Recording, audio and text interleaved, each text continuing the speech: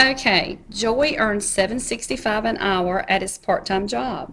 He received a 20% raise. How much will Joey now earn for working 40 hours? I'll give you a chance to solve it, and then I'll explain. Okay, we now know that Joey right now earns $7.65 an hour. Well, we're going to calculate what 20% is. How do you find a percent? Multiply. How do you find a percent? Multiply. So when you multiply $7.65 times 0.20, you get $1.53. So that is, he got a 20% raise, so we're going to add that to his hourly rate, and we get $9.18. Now, again, it's wanting to know how much will he earn for working 40 hours. So when you take his hourly rate and you multiply it times 40, you get a final answer of $367.20, which is C. Number 2. The chart below shows the highest quiz score Cynthia received in 4 of her classes. In which class did she have the highest score? So if you notice, they've represented every score in different ways. 13 out of 14 would look exactly like that as a fraction. Then we have another fraction. We have 93%, and we have 0.9 repeated threes. So what I would do is I would find the decimal equivalent to this, and you know it's nothing but a division problem. So I'm going to give you a chance to solve it, if you'll pause it, and then I'll explain.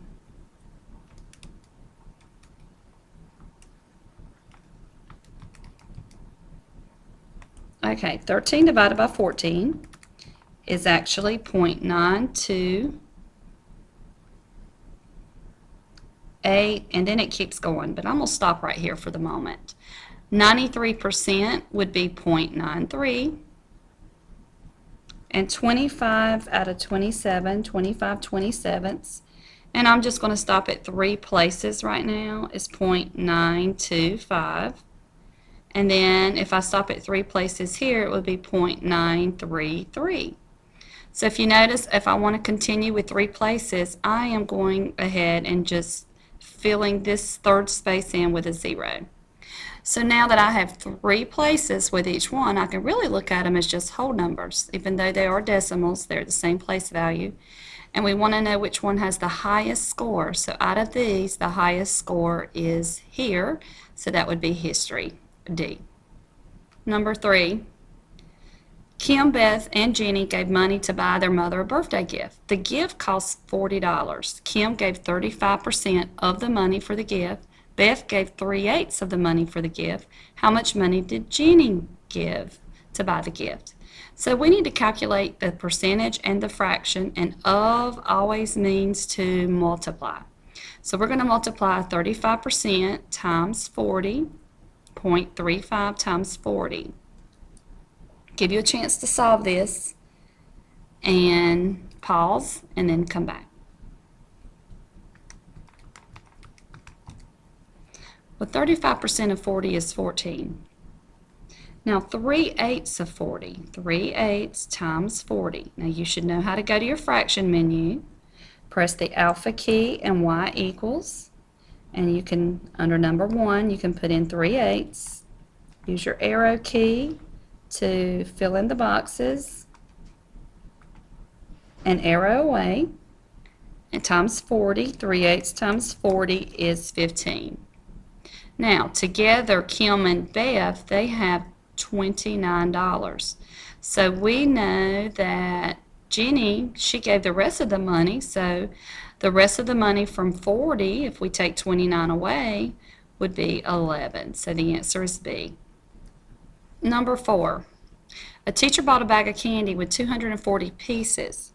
She gave 30% of the pieces to another teacher. She put half of what was left in the bag, that's the key statement there, into a jar on her desk.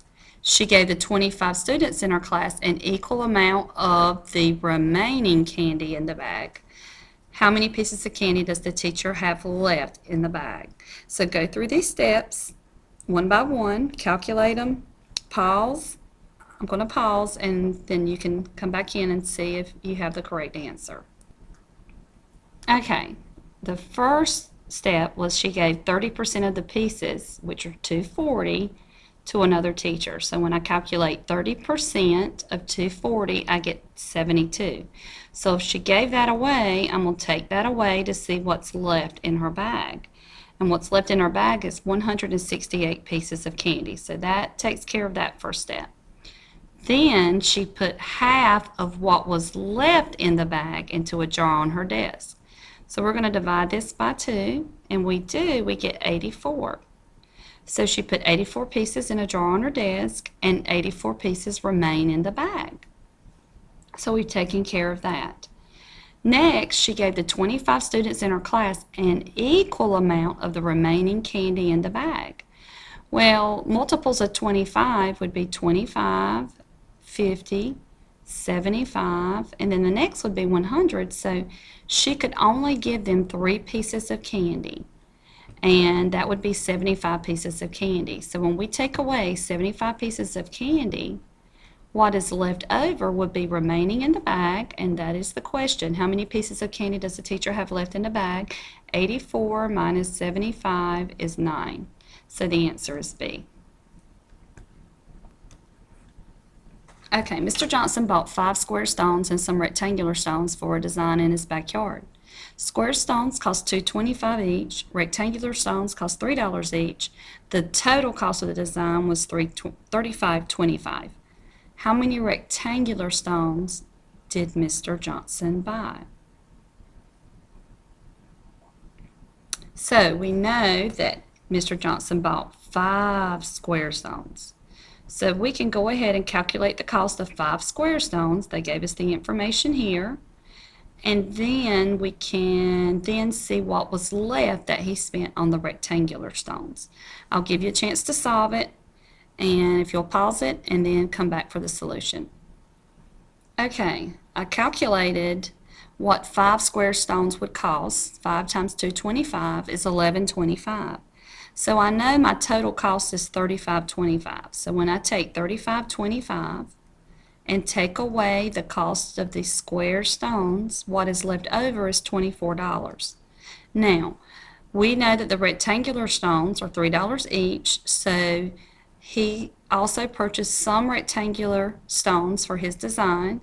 So if he had $24 left in his total cost and they were $3 each, you're going to take 24 and divide it 3 ways, and then you should get $8. $8 per rectangular stone, or divided by 3, no, excuse me, you will end up, if it's $24 divided by $3, that would be 8 rectangular stones.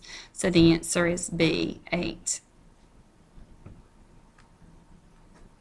Number 6, Sammy and 4 friends. Okay, that's you got to be careful with your reading. Sammy and 4 friends went out to lunch together.